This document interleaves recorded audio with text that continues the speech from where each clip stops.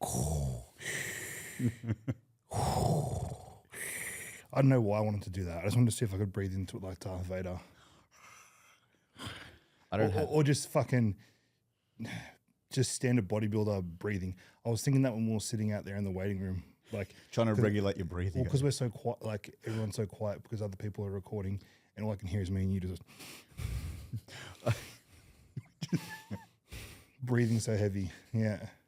It's like when you're with your partner, like, why do you breathe? You never notice it until you're with someone else that breathes heavy. Yeah. Like, fuck, bro, why are you breathing so heavy? Yeah, I'm doing it as well. It's like I'm just trying to exist. Yeah, I'm trying to regulate my body so I don't die, trying to fill my blood with oxygen. Trying to breathe. Sorry, bro. Trying to live, trying When to someone exist. brings it up, then you become hyper aware of it. You're like, Oh, it's when you think about breathing. When you start thinking about breathing, then you have to concentrate on breathing. gives a fucking panic attack. Fuck. Yeah, sometimes I do shallow breaths from my chest. You know we're recording, don't you? Are we recording? Yeah. Oh, I didn't know what we're doing. Is this the episode? Yeah. For some reason, I was waiting for a countdown. We've been going for a minute. I'm a freaking clown. I could tell you didn't realize because you just sort of looked away. I was like, bro, we're recording. I didn't even know. I was waiting for like a countdown. Anyway, that's What's good. the countdown? Didn't you hear it? I didn't hear it. What the fuck have I been doing? Oh, okay. Well, Intro from you. no, I thought you were usually the intro. Greetings. That was my Darth Vader intro. I always wait for the greetings and salutations. Greetings and salutations. See, now I feel like we started the episode. I would have just been like a clown on that. I would have been just a dumb cunt. Everyone's going to look at me just like, what's this guy doing? Oh, man. I was looking forward to today's episode, actually. I feel like it's our only time to really catch up. I feel like the two of us have been on really odd Different schedules at the moment. Yeah. It feels like I haven't seen you for ages. I know, yeah. I feel like that's why when I get the podcast locked in, I'm like, good, we get an hour of uninterrupted Yeah. catch-up What have you been time. doing? I was in Melbourne last podcast. I actually fucked this episode up last week. Remember, I booked it for the wrong day. We went to this last week. Yeah. But right after the last episode, I went to Melbourne, just down for Danny's birthday, and just had a weekend away, which was fun. I actually really enjoy going to Melbourne for a few days just to change the scenery. It's close. Yeah. It's good, and then just work nonstop. Got a lot of things happening at the moment with our app and things with the gym, but yeah, nothing too crazy. Just What did you do in Melbourne? Didn't you go to the Storm or something? oh man, to me, that was one of the best experiences of my whole life. Like that was just something. You just got something that you love individually that's just your thing. Like it could be you go to like a museum or something or just whatever it is. I had the best experience going to the Melbourne Storm Rugby League Club and going like into the stadium and into like their rehab facilities and meeting all the players and just seeing how this organization was run. And it was because I can imagine because for you, like you watch the games, you listen to the podcast, you follow people, and then you're actually in it, and you're like, oh, this is where it all happens. Well, yeah, I'm a Dragons fan, and I got to go down, and my team's been fucking trash for 10 years, but like this Melbourne Storm team have been the most elite team since I've watched footy. So I got to go and see how it was run, and I went down with high expectations, and those expectations were blown out of the water. I just could not believe how an organization is so well run. It was just... What particularly stood out to you about why it was so well run? The first thing I recognized that everyone in that whole building had been instructed to, or you could tell that there was an active effort to make eye contact and engage and introduce themselves to anyone that they didn't know on site. So as I was walking through, sometimes when you walk through new places, you feel a bit awkward or people kind of don't acknowledge you or they might look away or act too busy. But everyone from the front of house staff to the people in the cafe to the membership staff, to the strength and rehab team, to the actual players, the junior players, the coaches, every single person on site went out of their way to come and speak to me, introduce themselves. Yeah. And like, I couldn't believe it. But that just shows a footy club that are developing members of society that are going to contribute positively. Do you know what I mean? Not just like Todd Carney's that piss in their mouths at the trough. Yeah, no Do you know what bubblers. I mean? Yeah. I actually listened to a podcast with Todd Carney. It makes me laugh. He always brings up the bubbler incident every now and then. Yeah, well, it's what he's most famous for. Yeah. And I just couldn't. And I actually found out afterwards that it's a policy in the club. That's a policy saying if you don't know anyone, you go up to them, introduce yourself, and say hi. Yeah, wow. And it was just amazing because I've had experiences being a physio. I've been around sporting teams a lot, and it's a bit of a grub attitude around a lot of sporting clubs, and it's just not a real. I always get let down. So I try and avoid, like, you know, they say don't meet your heroes. Yeah. Kind of avoided that with a lot of footy players because they're grubs, most of them. But I was unbelievably surprised when I went down to Melbourne Storm and saw that. And it really showed the blueprint for success over a long period of time, how as a business, as a club, with corporate sponsors and players and buying into that culture, it was just amazing. And I looked at it as like as a business owner myself, and I go, fuck, like it's the little things. That's what I was about to ask. Like, what did you take away from that you could apply to your own business? How simple it is to leave a long-lasting impression on someone. Yeah, good point. You don't need to have the best equipment. You don't need to have, you know, invest in all your infrastructure as much. Just have clear communication. Just be polite. Environment and attitude. I actually felt like I belonged there. I didn't feel like I was a blow ass. Just like, oh my god, I've snuck in somehow to see the captain's run of the team. I was actually there. I felt like I was someone. The players all acknowledged me. The sponsors, everyone was there acknowledging me. So I'm like, I felt relaxed when I was there because I'm like, I should be here. Yeah, I feel welcome. Whereas other places you go to, everyone's like, look at who's this bloke, who's this blow ass, what's he doing here? But yeah, I thought that was one of the best experiences of my life so far, I have to say. Just because I just love footy that much that it would be similar to, like, let's just say the UFC. Like, you love your UFC.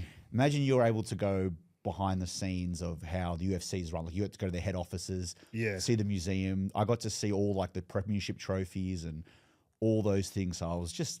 It's that one thing that no one can quite understand what it means to you because you've been so invested in it for such a long period of your life, and then to actually get there and experience it. Like, there are things you share with friends and partners that you all love, but there's that one thing that everyone has that's a bit like... That's your thing. That's your thing that no one else... like you can enjoy it by yourself. Literally enjoy it by You don't need myself. to talk about it with anyone or do it with anyone. You're happy to go to a footy game by yourself. You're happy to listen to the podcast by yourself. Well, speaking of by myself, I actually went the other night to watch the new Alien Romulus movie. Oh, was it good? I loved it. I love all that shit. I'm a bit of a nerd with all that. I had the best time. I just went...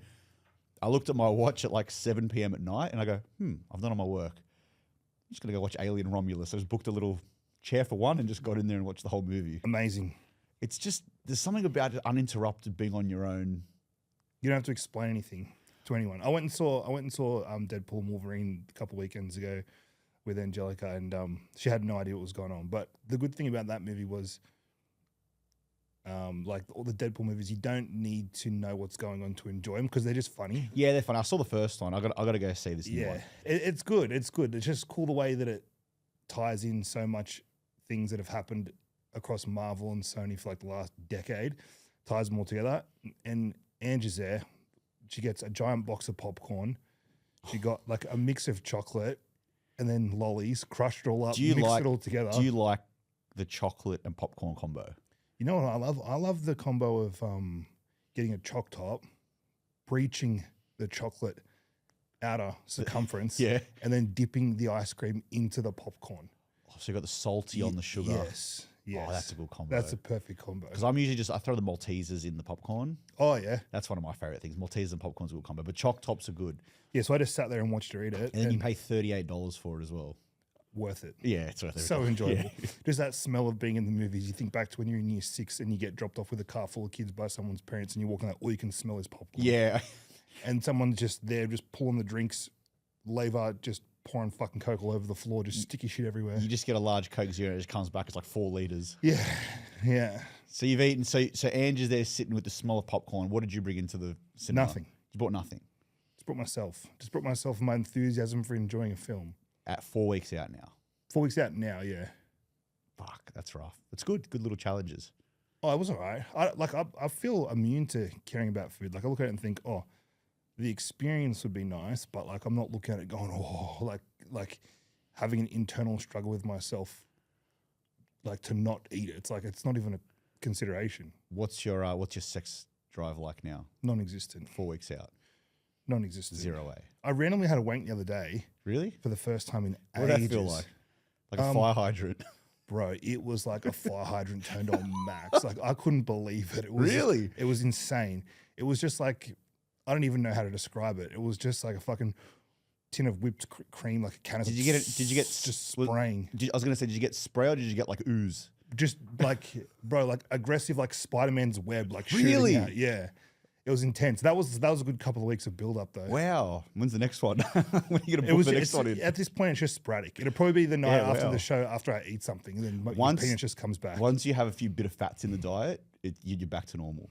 Yeah, it's funny. You eat something, you wake up the next morning, and your sex drive just miraculously comes back. Isn't it amazing that like when you're well fed and you're jolly, like a little marshmallow, like I feel right now, you feel like the grossest things or the things that you think would turn you off actually turn you on way more.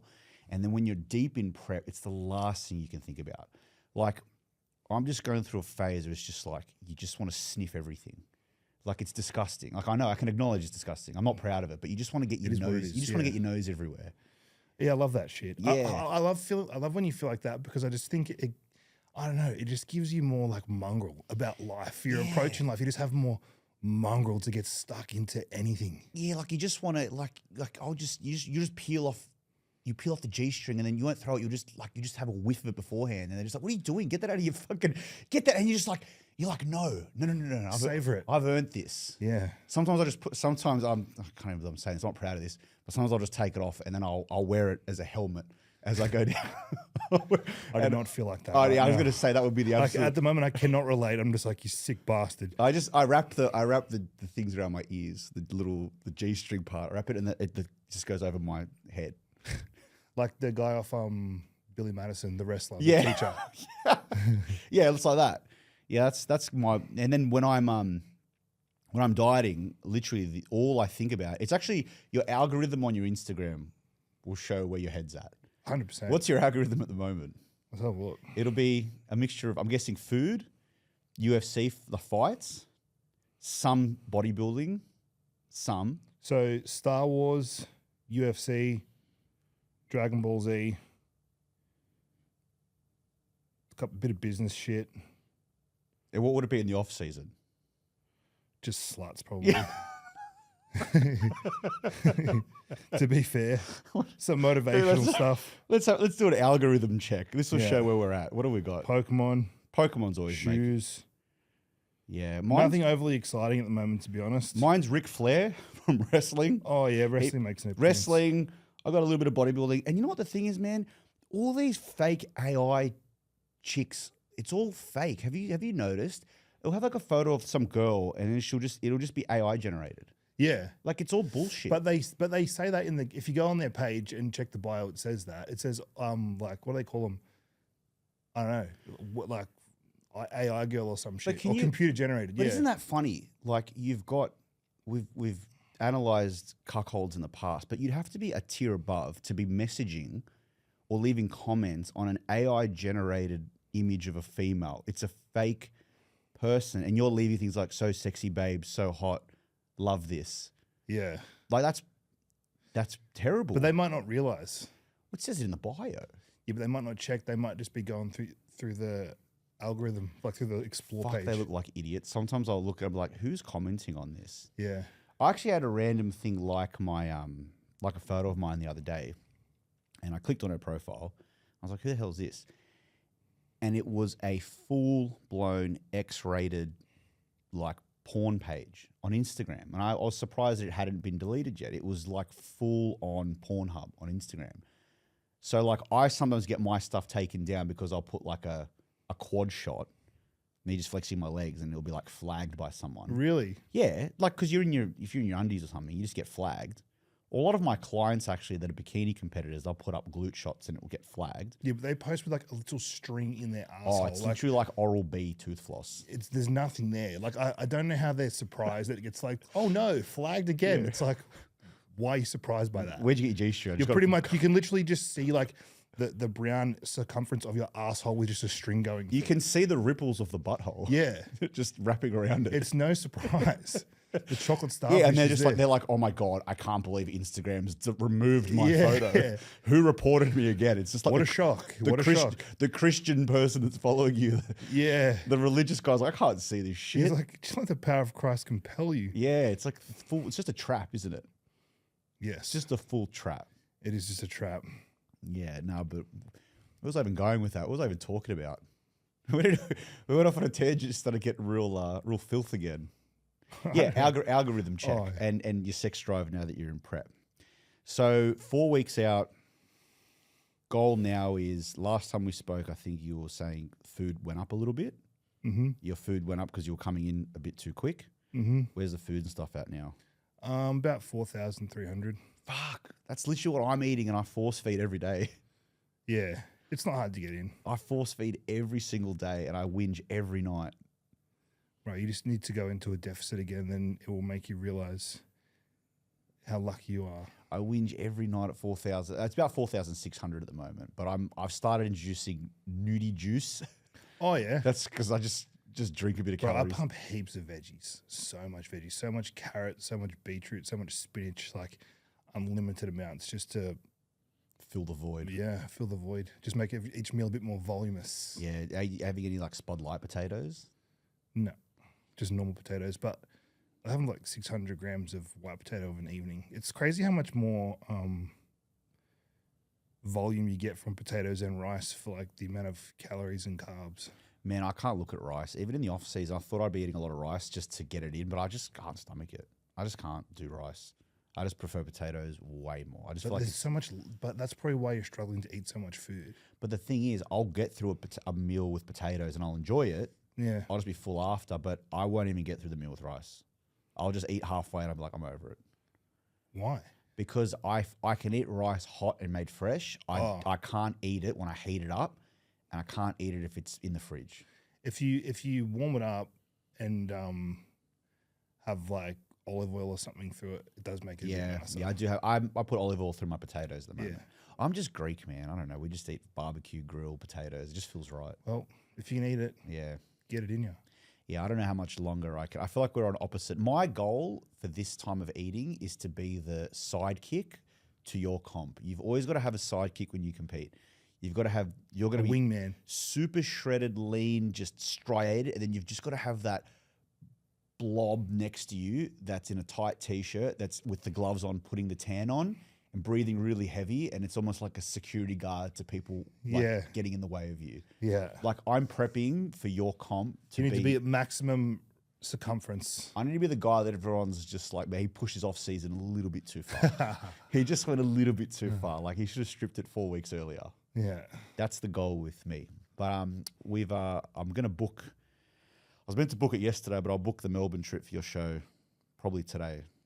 That's the. Yeah. What day are you going to go down? I'm gonna go down probably on the Thursday morning. When are you going down? Wednesday night. Wednesday. Yeah. I'll probably come down Thursday morning for the show, and then I'll probably hang around a bit longer than you. You're going on Sunday night. I think so. Maybe. I think so. Yeah, because we're gonna come back for the dogs. We're gonna pick them up because we're dropping off to a boarding place. Oh, they're going to the boarding place. Fuck. Yeah. Is that stressing you out at all? No, couldn't give a fuck. Yeah. Could not give a shit. And he's like, oh no, we've got to take him there 10 times to get him used to it. I'm like, just fucking drop them off. Like it's gonna be fine. The dogs will be fine. They're gonna be fine. Have they been annoying you during this last few weeks? No. No, I just on autopilot. Just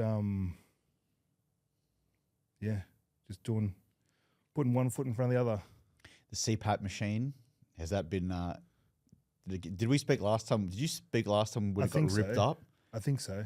Fuck, man. My CPAP machine, I feel like I have to call them up now and get more pressure put onto it because I feel like I'm snoring again now that I've got a bit more fat around my neck. I feel like air's not getting in. You gotta get that ResMed sponsorship. That's actually a good sponsorship. Do you reckon we can apply for it? They followed me back the other day and ResMed? Yeah. They followed you back? Yeah. You know what? You're a good ambassador for them because I think so too. Most of their ambassadors are just like fat old. Like, isn't Merv Hughes the old fat cricketer? Merv Hughes is the ambassador for CPAP. Oh man, that's the demographic that they're killing it with. Yeah, but it would be like sexy if they brought on like a young bodybuilder in the peak of his powers. Yeah, they messaged me. They're like, "Oh, can you do a testimonial for us?" They sent me a big long email about all this shit. They messaged ResMed themselves. Messaged you. Yeah. And I just haven't followed it up. Bro, that's the best sponsorship ever. No, they didn't offer me a sponsorship. No, but you can get one out of that, surely. Maybe. I don't know. If you promote them, that's pretty good. But what can I get for it? I only need one machine. They can pay you. It. Oh yeah, true. Yeah, they'll say, hey man, we give you X and put you on contract. You can go around because you bring a whole other demographic of people trying to breathe while they You sleep. can be my manager. You can broker a deal with Man, I'm them. so passionate about fucking CPAP machines. We're just chatting about that outside. You and me were just breathing as heavy as we could just getting into this room today. Yeah. Normally I would care way more, but at the moment I'm just like, oh, it's just another thing to do. It's like when people like during prep, they send you shit and they're like, oh, can you post about it? It's like, bro, I don't even care about posting anything at the moment. Even posting let alone training, like- posting like, no. It's like, and like, please don't send me anything. Like, I don't want anyone to send me anything. People are just they're just trying to leverage as much from you at this point now, eh? You get a lot of new friends. Yeah. And you do well and photos come out and stuff, and then you get more friends than you had before. You're like, oh, wow. Didn't realize you liked me so much. You get a mixture of friends. You get like people that are doing like weird bodybuilding businesses that are trying to make money, or then you also just get like My clothing brand. yeah, clothing brands, or you'll just get these like you'll get the fitness girls that have an OnlyFans page, but then have a front of like working at a supplement shop. That's why it's good just to not post. No, you can't post. Just don't post. No, don't post. No, you can't, because if you post, you just open doors to the wrong people. More people to just annoy you. I find that I was actually on a podcast last week. It was a good podcast. I'll give them a shout out. It was called Muscle Talks, so it was good. We had a bit of a laugh about things, but I got caught off guard because I went in there and I was obviously the podcast was just going to be about me and my business and all this type of stuff, whatever. But he caught me off guard. He's like, he wanted to do like a spin-off podcast, like a 20, 30-minute podcast before about the break dancer at the Olympics. And I was, What? yeah, so yeah, I think he just wanted to get my input, because on my socials, I come across sometimes a little bit ruthless or I quite opinionated. Sometimes, bro, you come across so ruthless. Like some of the shit you post, I'm like, this is like not like what you're actually like. This Really? man- Like what? 'Cause I just have a laugh sometimes. I know, but like the way it comes across, because I know what you mean by it, but I just imagine the way people interpret it. I'm like, bro, Yes, yeah, so holy fuck. people must think I'm fucking savage. They would. And so 'Cause he- I know when you post it, I know what you mean because I know you really well. But I just imagine someone who just started following you just thinking like, fuck, this cunt's like Chris Benoit. He would just kill his wife and family and not care. It's loose. Yeah. When like he must have thought that, because he obviously follows me, likes all my shit. So he's watching all me just lose my shit all the time, and he probably wanted my opinion. I don't think I gave him what he wanted because I didn't lose it. I was very calculated and measured in my response to that whole thing. I'm not a bully. I don't like being a bully. I don't like. The only person I was okay with bullying was that lady that came on the TV when COVID was on every day. That fucking gargoyle. That with the glasses and the teeth. Yes, the New South Wales Health Minister Yeah, lady. the most unhealthy looking woman I've Oh, ever seen in my man. life. I don't use the word hate, but I fucking hated her. I just hated her. And like, look, we've got to have some empathy. It wasn't her fault. She was the bearer of bad news. No, I blame her. But because She put herself in the position. It's her job. and every day she was just giving more and more bad news. And it was so funny. Like, people were so ruthless just destroying her online. There'll be girls going, don't bully her, blah. I was like, fuck her. I can't even remember what her name was. I forgot, but I know the exact lady you're talking about, with the glasses Yeah. and like the red blondie hair, little like a long bowl. Strawberry, standy blonde hair. And Yeah. yeah, she had just like the most horrendous teeth ever. Like, why does someone like that become the Minister of Health? Like, it's obviously because of their, I don't know, their abilities in government opposed to their knowledge of health. That is the most unhealthy human I've ever seen in my life. And it made me sick every single day. Everyone was just waiting for what she was going to say. And it was never positive. Never positive. And it was always bullshit as well. Fuck. It was all. That's a good person to, yeah. Yeah. Sorry, what were you saying? I was saying I just struggled to like I couldn't just say, yeah, fuck her, she sucked. Like So I don't did you even know. see the whole thing? I didn't really give a shit. I saw a lady jumping around like a kangaroo or something. So look, breakdancing, it's the first Olympics. It's the first time it's been in the Olympics. I think it was put in to attract a younger audience. yeah. And honestly, breakdancing like at the highest level, like in terms of like the athletic Bro, just think ability. of Ishmael from the gym. Mate, they're like acrobats. So Yeah. it's actually very good. Like it's a very hard sport, and you got to have a mixture of rhythm. You got to have a mixture of balance, coordination. Ishmael the motherfucker. So Ishmael, he's black, right? For anyone that doesn't know. And at the old gym on Oxford Street, I saw a guy on a like one of those Vespa scooters once, and it looked exactly like him, nothing to do with the color of his skin. Looked exactly like him, nothing to do with the color of his skin. And I go, fuck. I saw him later. I go, did you get a little Vespa? And he goes, no, why? And I go, I thought I saw you on one. He goes, what? Do you see a black guy on a scooter? And I go, fuck you. I was just like, fuck you, piece of shit. I love Ishmael because I remember when he first got a job at the gym, he messaged me and he just goes, hey man, I heard so-and-so said you got a gym, blah, blah. And when he came, I just didn't expect to see Ishmael. I just didn't expect it to be him. And A black guy. I didn't expect a black guy. But once we like, yeah, when he saw the gym and I was like, man, he's actually the perfect person for the job. He's the nicest He's guy. the coolest dude. The coolest dude. He has worked, he hasn't had a fucking day off since 2018. Dude, well, his business partner went away, Jono. And he just got slogged for 9 weeks. I was seeing him every morning at like 4 a.m. when I was at the gym with him. Normally that would be Jono at the gym with clients at that time. And Ishmael was just there every And he morning. didn't complain once. Didn't complain once, but then he would be there until like 7 o'clock at night. I would always just say, Crazy. man, can you make sure you at least go away or give yourself a break after this time when your business partner comes back? But he never complains. He doesn't have cortisol. His body No. doesn't produce it. But you know what the thing is? When I go and have a meeting with staff, I know how good they can be. Like, he's awesome. I always check in with him, make sure he's good. But to me, he's someone that represents his own business well. He works hard. So when I have meetings with other people and they don't show a level of commitment or care to their business, I'm like, well, the blueprint's right there. Like, if you want to do well, you can. Like, you just got to work harder. So I always use him as an example. I'm like, never fucking whinges, never complains, works hard, and loves what he does. Just sticks in his lane. But yeah, anyway, back to breakdancing. It was in this Olympics, and it's not going to be in the next Olympics. But the representative from Australia, she went out there, and I don't know. She's actually a PhD lecturer of breakdancing at Macquarie Uni. So she's the art or the cultural part of breakdancing. She's like a Whatever PhD. the fuck that means. Yeah, so she's basically like someone that has read all the books, but obviously wasn't the best at it. And her performance, look, it was trash. It was terrible. It's like when a white person knows everything about the history of rap. Yeah, exactly the same. It's like you can't do it, but you just know everything about it. No, and her performance, and I said to the guy, because he was trying to bait me a bit, he wanted me to just lose it at her. I'm like, mate, But what she do wrong? She just sucked. her performance was terrible. Didn't she win gold though? No, she won nothing. She didn't even get it. She didn't. So breakdancing, everyone said that like she got no points, but like she didn't win a round, because I think it's a whole thing where you got to beat each other in the rounds, and she didn't win anything, and she wasn't good. But I said to him, I said, hey man, like she's the one competing at the Olympic Games. Yeah. I go, Easy for you to say that sitting in a chair, buddy. yeah, she sucked, but she was still there. And I said, it's not her that was the problem. She just fucking went up there and had a laugh. It was the process. Who allowed her to get there? How did she qualify? What did she do? Whose dick did she suck? Yes, potentially. What did she do to get there? And that's why I was like, that's the problem. It's the qualification system. Because the other Aussie guy was amazing. But no one cares about what he did because they're just laughing about her. Yeah.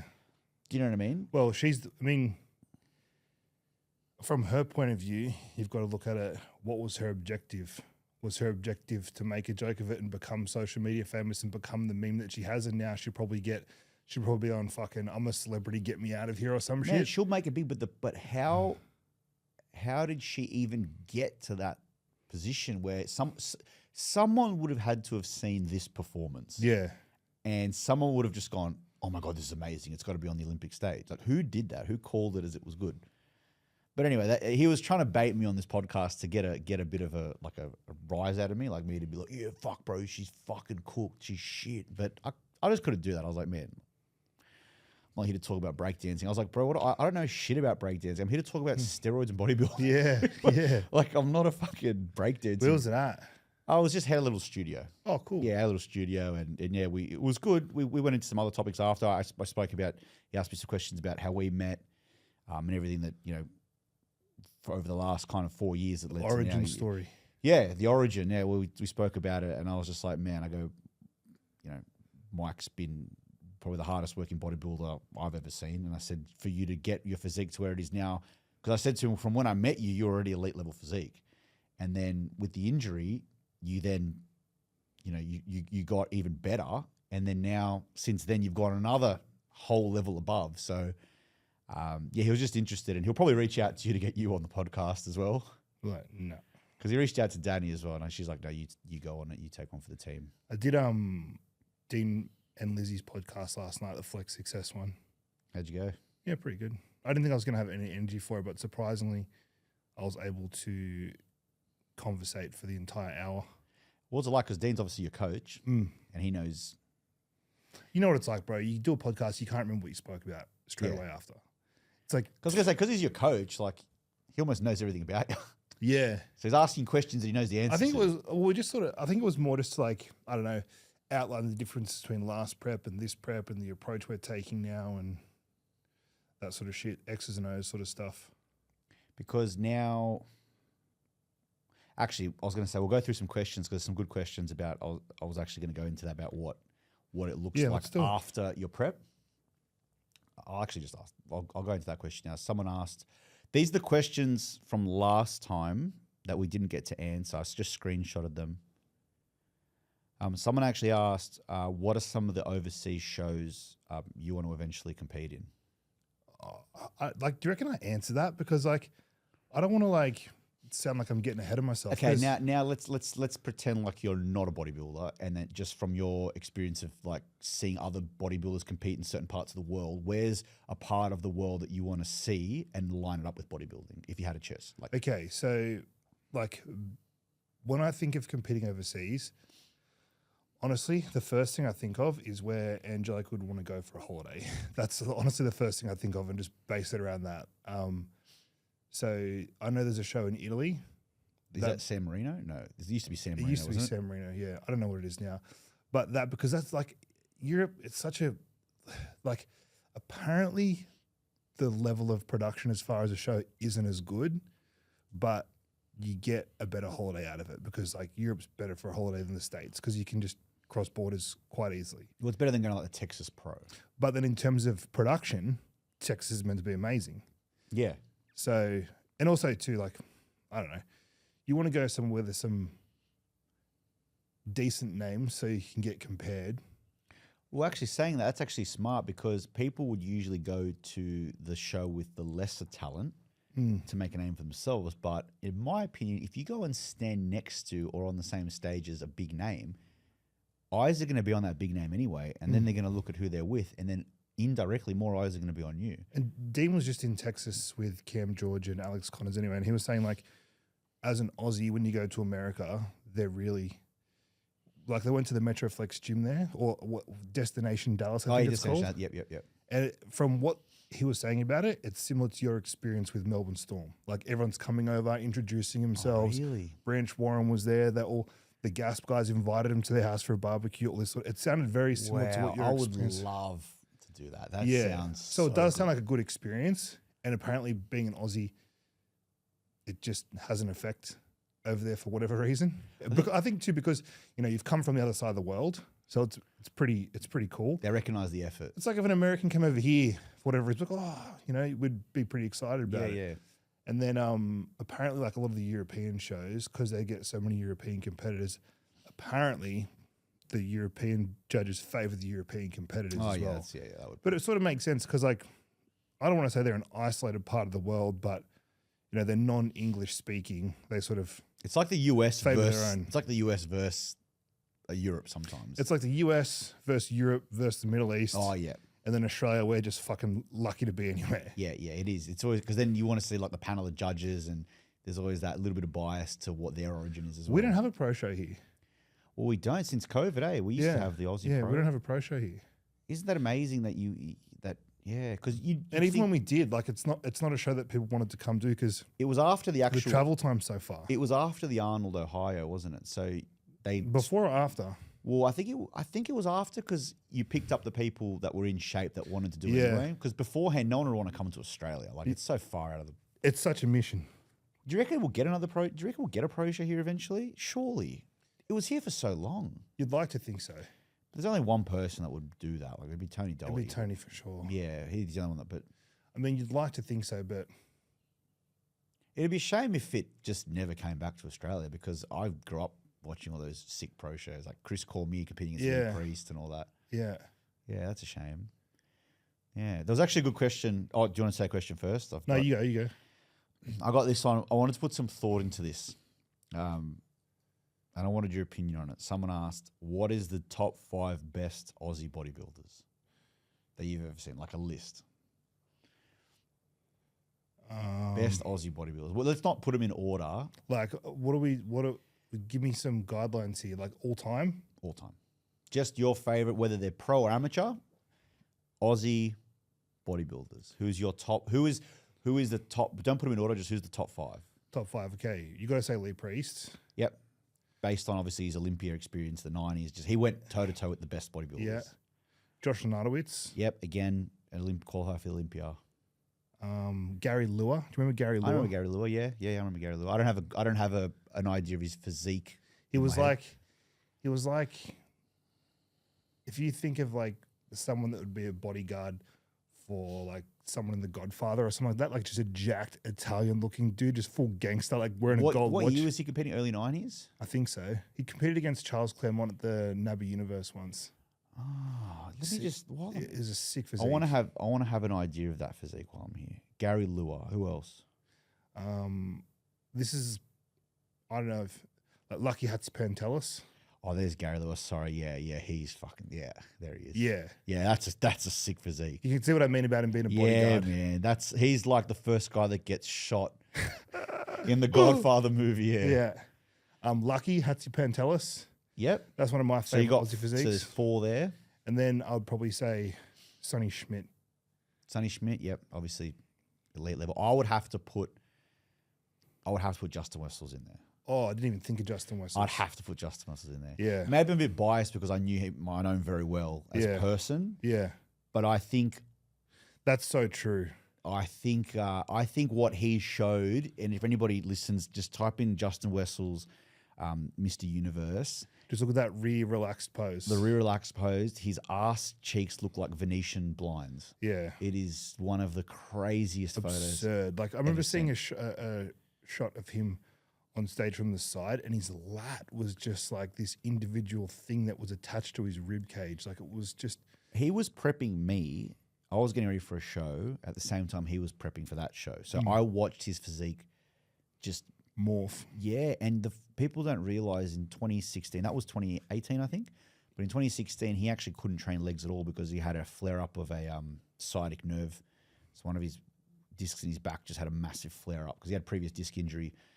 But he couldn't train legs at all. Like he was at the point where he couldn't even like get up out of bed and all that. So he slowly got himself back into lower body training, but his legs just started so far behind his upper body. And then 2016 went on to win a Mr. World, won clean up all the NABBA shows. Then at the end of that year, went on to compete at the Universe. And then the next year competed a whole season. And then in 2018 did a whole season again and then won his pro card at the end of it at the IFBB. So he just went, I think he just said, fuck it, I'm just going to go hard for the next 3 years and just clean up every show. Well, it's interesting because like probably about a year ago he came past the gym and I was having a conversation with him and he was like just saying he's like he's just, happy to train a couple of times a week and he's not taking it serious or anything like that anymore. And I asked him like, was it hard for you to let it go? And he goes, no, I achieved everything I wanted to achieve. So I was ready to move on. And I was like, that's so cool. That's a sick mindset. Yeah. He achieved everything he wanted to achieve. He was ready to move on. I was like, okay. Isn't that just a feeling? Because, he wasn't young when he turned pro. Nah, man, he was like 45. It was like the end of his career. Yeah, look, he had, I think there was a long period of time throughout his career where he wasn't. He was still training hard, but he just stood away from like competition. Yeah. And then he revisited the stage in 2016. And then he just said, fuck it, just go as hard as I can for 3-4 years. And his physique was just like, the level of condition, like that was otherworldly condition. That was like a fucking frill neck lizard level of dry. That was that is absurd. Who's your top 5 at the Mr. O this year? Ooh, that's a good one. You can do it in order, or let's see who's qualified. Mr. Olympia. Feels like yesterday that I was getting it wrong. Or was that the Arnold Classic? I think that was the Arnold. I got it wrong. Yeah. Oh yeah, I beat you in that. You still owe me a steak. Didn't we get it? No. Oh. No. All right. Who's qualified for the Mr. Olympia? Okay. Who won last year's Mr. What was the top 5 last year's Mr. Olympia? Derek, Hardy, Samson. I don't know. Hunter was Hunter Labrada in the top. He was 6, wasn't he? I think it was Andrew Jacked. Andrew Jacked. Nick Walker didn't compete. No. All right. I don't know. I think they're going to persist with Derek. I don't feel like they can just go back and forward too many times. He's like the American dream, eh? Like you can't he's like, go away from him. yeah. I do think in many poses Hardy's superior, but I still think Derek's just like Donald Trump, America, white picket fence, Yeah. have a Labrador. Like Yeah. he's just fucking the Lord shall provide. he represents the sport in the US greater than The highest development of American society he represents. yeah. And then Hardy in his country is like the Messiah, but he doesn't really bring any value to the Western world. I'd love to see Andrew jacked. Like, I don't think he'll win it. I just don't think he's got the back for it. But like that physique, bro, that's so impressive. I saw the improvements he made from last year as well when he got on stage last week. Yeah, He looked insane. so impressive. So I reckon the Plus top a taller five. dude, so you can align with him better because you're a tall bodybuilder. Well, same as well. Samson as well. Yeah. I reckon the top five. I don't know what order, but I reckon this would who is in the top five. Derek, Hardy, Samson, Andrew Jacked, and Hunter. You'd have Hunter over Nick? Yeah, fuck Nick. Really? Yeah. I'm a bit off Nick, but I do think his physique. There are some poses I just can't picture Hunter beating him in. I just think Hunter's physique just cleaner. Really? It just comes together a bit nicer. I think he's got like a gnarly look to it. Yeah. I'll be interested to see. I think That'll be, you know what? That'll actually be an exciting comparison. I hope they put those two next to each other. I reckon that I'd have the same top five as you, but I would probably switch Nick with Hunter. That'll probably be one of the most exciting comparisons to see in that show, actually, is those two up against each other and see who can edge the other out. There's always one. Freak that comes in and surprises everyone every Mr. Olympia. Neckzilla has I was going to say, I love his physique. Yeah, it's I don't- crazy. I just can't. Everyone says the whole aesthetic thing and all this. And I go, why do I think he looks aesthetic? He does, though. What? He does. He looks aesthetic. He as. looks amazing. Yeah, he's just a Down syndrome. But He is. He's a bit. He's very His training sucks as well. yeah, everything he does sucks, but he just looks at it, weight, and grows. His physique. I've never seen someone have too much muscle in a physique. No, he doesn't have too much. It's just so impressive. But the legs are fine. There's no separation, eh? It's just two big blobs. All right, what have I got? Here's a good one. Is GH worth the cost?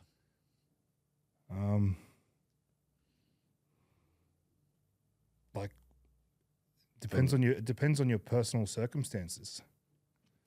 Because I mean, we both take growth hormone, and I think that it's probably, if you're just going to take it for a month or two, it probably wastes your time, wastes your money.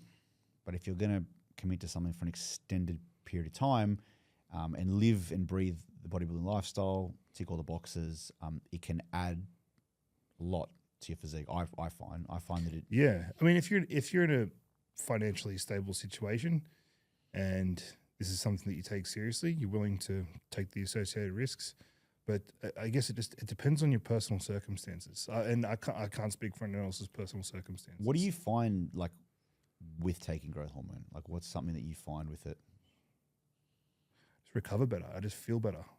I get better pumps in the gym. I find that the pumps, a bit of fluid retention. The pumps, I generally sleep better. My hair, nails, hair, and skin all kind of repair quicker. But the big one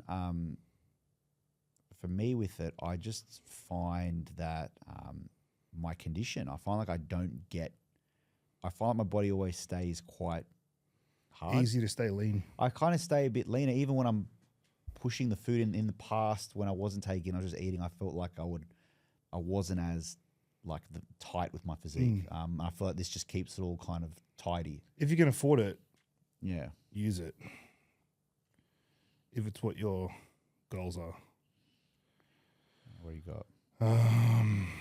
At what point in prep will you or do you take free weight pressing movements, and why? Take them out. Yeah, I don't change my training during prep. Just stays the same. Yeah, me too. I mean, I'm prepping. I'm actually prepping a lot of female clients at the moment. I think I've got 3. And I mean, there's no need to take exercise out if they're working. I mean, if they like the exercise, if they're still progressing in the exercise, why take it out?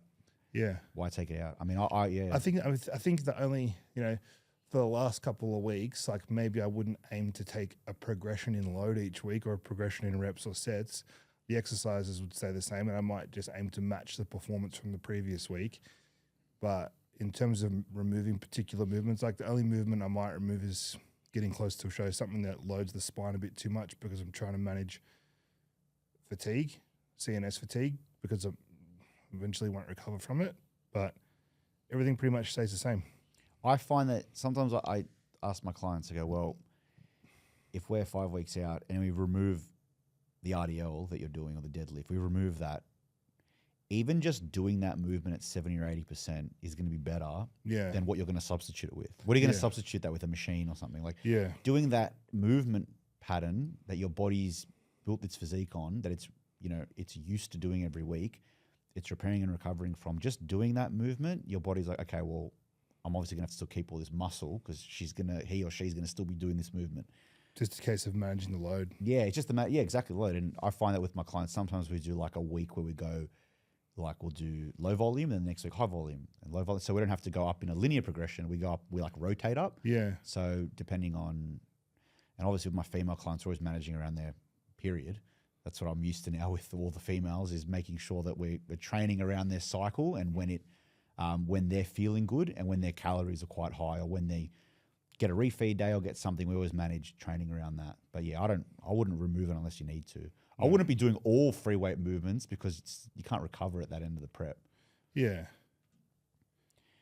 All right, what do we got? Oh, here's a good one. We didn't get to say this last time. You ready for this? I want you to process this, and I need a good answer. Can't root for 6 months, or Eugene Teo does your IFBB prep?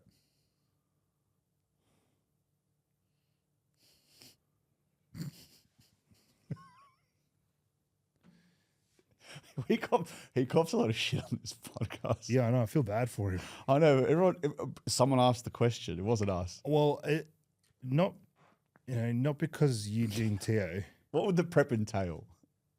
I don't know, but I don't want to change what I'm doing, so I'll just not root for 6 months. 6 months, no rooting. Yeah. Yeah, I don't want to change what I'm doing. 6 months is a long time. It's January to July. Yeah, but imagine how good it'll be after just abstaining for that long, and then it's one pump done.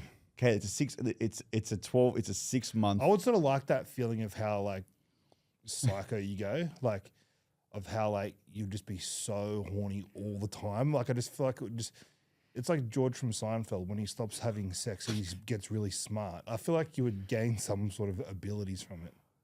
It would be challenging. I feel like if you overcome the first month, you're kind of like you feel like a higher power. No, but you'll have moments. You'll have moments that. Of course, you'll have moments. You'll have moments that test you. Like, oh, it's an 8-week prep with Eugene T, or 6 months no rooting. Yeah, I'm not changing what I'm doing. Yeah, like, 6 months not rooting. Yeah, I'm not doing any of that shit. No way. I've kind of seen what he does with clients. I don't know. I'm not doing that. I answered the rim job question last time. I think we gave a detailed analysis on that one. Knowing what you know. Oh man, the grammar and punctuation on some of these questions makes it so hard to read. Knowing what you know, what adjustments would you give your younger self for training? So basically, what would we tell our younger self? What would we change in our younger self's training based on what you know now? Is that what the question is? I guess so. What would you do? Nothing. Keep it all the same? Keep it all the same. You know, I think that's, we can go back and critique our younger selves and say, oh, we changed this, change that, but I actually wouldn't change anything because I'm happy with where I got. And also it's fun. Like part of the process, like you look back and remember all the things that you used to do. Like, fuck, I remember doing that. And you can actually have advice. You give people advice if they're doing something similar. You can say how I did that for a period of time. It's experience. Experience is the best teacher. I wouldn't change. The only thing I probably would change is I would probably just go back to, you know, I did a lot of exercises which were quite high risk. I'm lucky to get away with it. But then I think, well, me fucking myself up a few times is what made me become a physio because I hated the way I was managed. I just don't think going back and changing anything in your life is ever a good idea, nah. no matter what it is. Your experiences make you who you are. The things you go through, lead you to who you become. I feel like the people that ask these questions have been heartbroken. Yeah, I feel like they just want to go back and like. it's like any cunt that breaks up with their missus. Like, they just think they're going on like a Bruce Wayne Dark Knight journey. They Yeah. just post about it on Instagram all the time. You're like, bro, it's so clear that you just broke up with a chick. Like, shut the fuck up. How fun Like, is it? It's not that big of a deal. You can tell when someone's just You were going together through. for 6 months. Happy 3-month anniversary, babe. Love you so much. no. 3-month anniversary? What? I beg your pardon, you fucking faggot. You can tell when someone's going through the wars when they're just posting quotes and shit and Or when they've like recently broken up, but they're ready to start playing the field again. They're posting thirst traps. and then no, but they've missed a generation. They've been in a relationship. The guys have been married or in a relationship for a long period of time, and they've missed like they're not with. They don't know how to do it anymore. Yeah, there's a guy that I was following, and this guy's married with kids, and he's been married with kids for a long time, and then he divorced his wife, and then on his stories, he's put up photos of him like in like a V-neck T-shirt out at like a club getting drinks, and I'm like, oh, bro, I could tell this night wouldn't have gone. This night wouldn't have gone to plan. It would have ended up at a fucking brothel for sure. Oh yeah, it would have just gone. Yeah, this is just easier. Why not though?